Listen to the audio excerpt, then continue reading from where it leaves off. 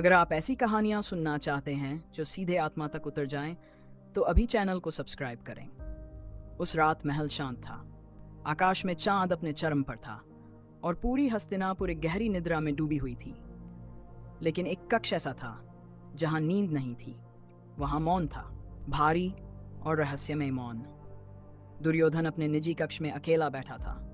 उसकी आंखों के सामने लौ की तरह टिमटिमाता हुआ दीपक जल रहा था और मन में जल रही थी वो आग जो वर्षों से बुझने का नाम नहीं ले रही थी।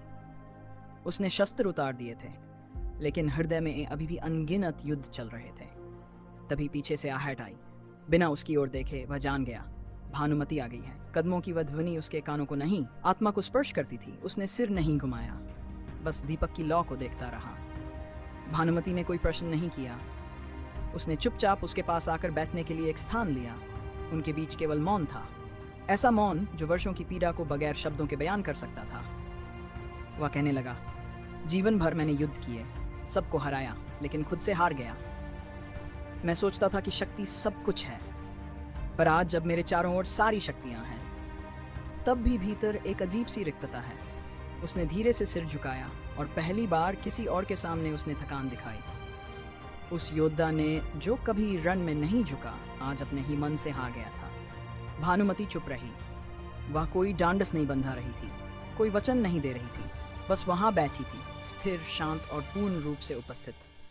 दुर्योधन की आंखें भर आईं। उसने कहा, क्या तुम जानती हो कि मेरे जीवन की सबसे कठिन लड़ाई क्या है? वह लड़ाई जो मैं रोज खुद से लड़ता हूँ। जब मैं तुम्हारी आंखों में देखता हूँ और यह सोचता हूँ कि क्या मैं तुम्हारे योग्य हूँ। उसने आगे कहा, भानुमति, मैं राजा हूँ, लेकिन एक अच्छा पुरुष शायद नहीं। तुम एक देवी हो और मैं केवल एक अभिशप्त आत्मा जो रोज अपने भीतर जलती रहती है। उसने दीपक की लौ को देखा और बोला, यह लौ मेरी आत्मा जैसी है, बाहर से शांत, भीतर से भस्म करती हुई। और तुम उस लौ के पास बैठी हो। वह कुछ क्षण चुप रहा, फिर बोला, अगर आज की रात मेरी अंतिम हो, तो मैं चाहता हूं कि यह रात केवल तुम्हारे मौन में बीते, तुम्हारे बिना किसी प्रश्न के, बिना किसी उत्तर के, बस इस मौन में जहां मैं अपने अस्तित्व को तुम्हारे समीप रख सकूं। धीरे धीरे उसने अपना सिर उसके पास रखा। कोई स्पर्श नहीं था, कोई आह नहीं थी, कोई स्पंदन भी नहीं, केवल धड़कनें थी जो अब दो नहीं रहीं, एक हो गई। चांद अपनी चांदनी से उन्हें नहलाता रहा। वक्त थम गया था। उस रात ना कोई युद्ध हुआ, ना कोई प्रेम का प्रदर्शन।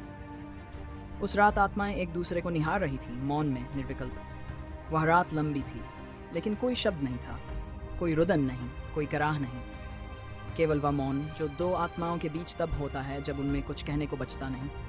सुबह की पहली रश्मि जब भीतर आई, दुर्योधन अभी भी वहीं था, शांत। उसने आंखें खोली और धीमे से कहा, धन्यवाद, केवल मौन में भी इतना कुछ देने के लिए। अगर इस कहानी ने आपके हृदय के किसी कोने को छुआ हो, तो नीचे कमेंट करें। क्या मौन भी प्रेम की भाषा हो सकता है?